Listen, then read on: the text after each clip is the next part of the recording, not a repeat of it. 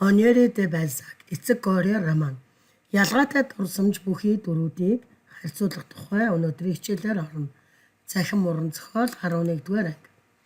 Хичээлийн зорилго Воки Горе нарын дүрийг харьцуулах дүгнэж чинь Викторинагийн дүрийг Анастази Дельфина нарын дүртэй мөн харьцуулан дүгнэж чинь. Өмнөх хичээлээрээ бид дээдсийн хүрээлэнгийн дүрмээр тоглохыг хичээдэг. Гэрлэлт хайр сэтгэлээр дамжуулан Растиньяк, Вотрон нарын ижил болон ялгаатай талыг харьцуулсан. Тэдний амбиц нь одоогийн нөхцөл байдлаасаа дээш гарах хүчтэй. Дүрмийг эвдэх буюу гэмт хэрэг, ловер, шууд аргуудыг ашиглах сонирхолтой зан чанараараа ижил болох тухай үзсэн. Энэ байшинд амьдардаг хүмүүсийг нэгтгэдэг зүйл нь юу байсан бэ? Растиньяк, Вотрон хоёр бол мөнгөний төлөө улаарсан. Энэ нь зоосны нөгөө тал буюу сэтгэл хөдлөл хүний мэс чанарын эсрэг нь болно. Горигийн эхнэр бол итгэл найдвар халамж нь байсан. Вокигийн бодол бол үгүй сэтгэл гомдол байсан.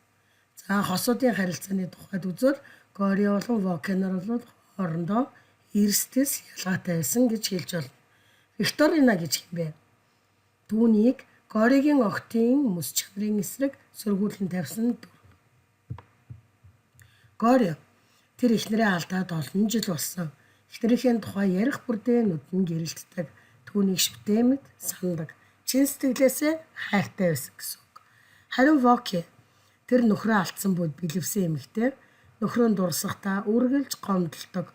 Түүнийг юу ч үлдээгээгүй гэж ярьдаг. Нүдэнд нь хүн бүр хүн мөнгө шиг харагддаг онцлогтой дүр.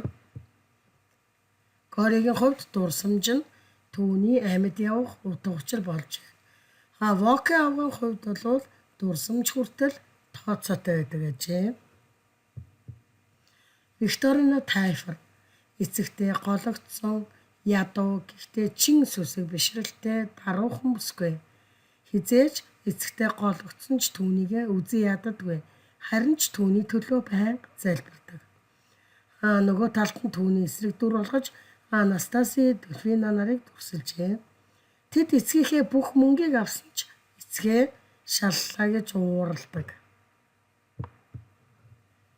За эндээс харах юм бол Балзакийн хэлсэн яж санаа нь бол мөнгөтэй ямар ч сэтгэл байдаггүй, харин мөнгөгүй илүү их зүрх сэтгэлтэй байдаг тухайд юм. Викторина хэрвээ баяжуул Анастаси шиг болох болов магадгүй хүн ер нь бол энэ зуунд мөнгө хүний мэс чанарыг өөрчилж байгаагаас хамаарч байгаа учраас байж болох юм.